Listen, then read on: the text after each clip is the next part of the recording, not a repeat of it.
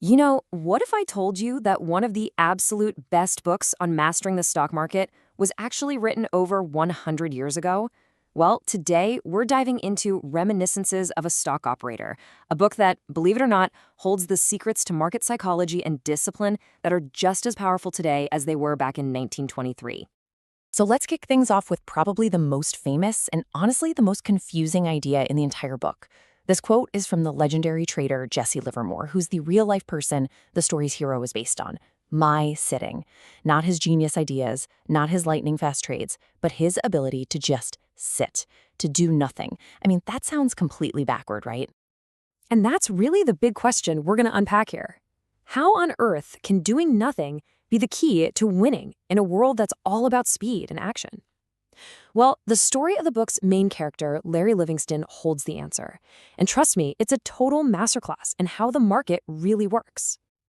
All right, so our story starts way back in the 1890s. We meet our guy, Larry Livingston, and he's not some Wall Street titan, he's just a kid, but a kid with this incredible natural gift for numbers.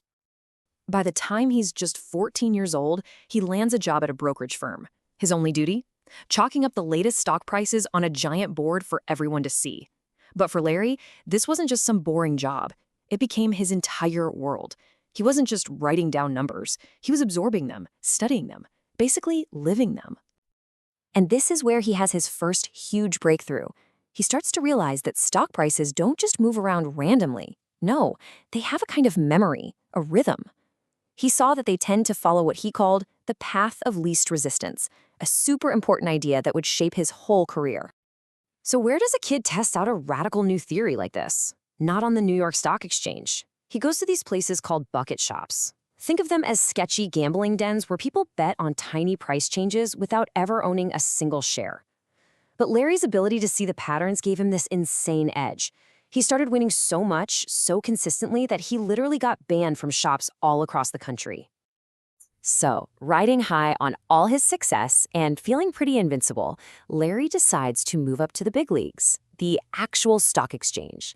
He walks in thinking he's got the market figured out, but the market was about to teach him a very brutal and a very, very expensive lesson. See, here's the problem. The real market played by a totally different set of rules. A bucket shop was like a clean, predictable video game. But the actual stock exchange, it was messy. There were delays getting your trades in, prices would slip, and now you were competing against the emotions and psychology of thousands of other real traders. His old system just completely fell apart, and he lost every penny. The lesson was harsh, but it was absolutely critical. What works in one market environment doesn't mean it'll work in another. The market is a relentless teacher, and if you're not humble enough to adapt and learn from it, it will take all of your money. There's just no room for ego. But here's the thing. From the ashes of that total failure, Larry Livingston built the legendary tools that would eventually make him a Wall Street icon. He didn't quit. He got smarter. He started to really figure out the market's secret language. He mastered his signature skill, what he called tape reading.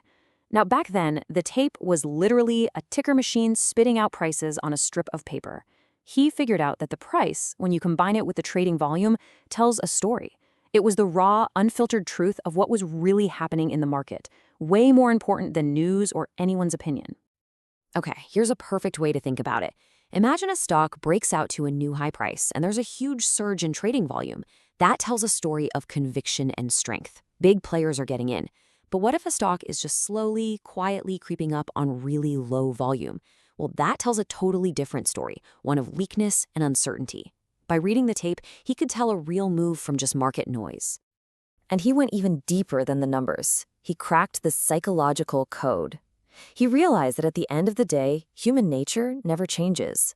Markets are always driven by those two powerful, timeless emotions, fear and greed.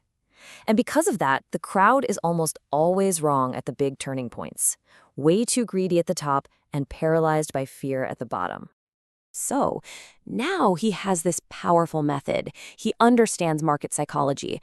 You'd think he'd be unstoppable, right? Wrong. He was about to find out that the market wasn't his biggest problem. The real enemy was the guy staring back at him in the mirror. It's incredible, but even with all his genius, he lost his entire fortune.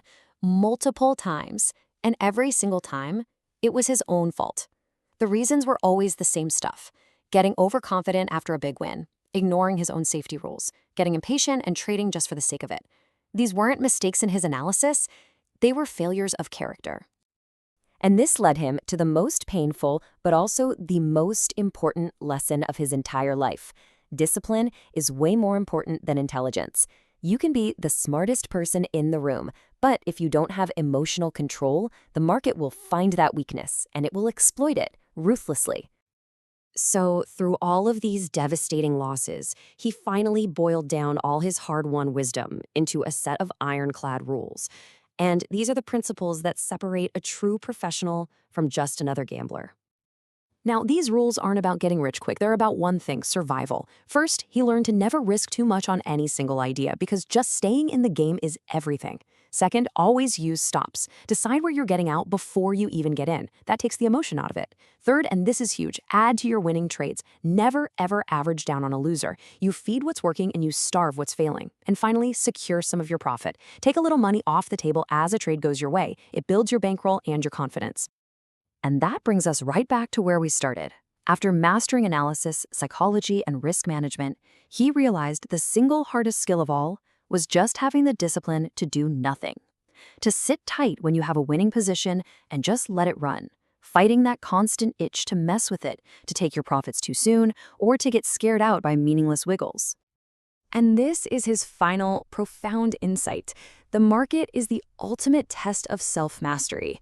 It's an incredible game, but it has zero patience for lazy thinking, for emotional immaturity, or for anyone with get-rich-quick mentality. It will chew you up and spit you out. So in the end, the timeless lesson from this century-old book isn't some secret formula for picking stocks. It's really a challenge. It's asking you to look inside yourself, because the path to mastering the market always begins and ends with mastering yourself.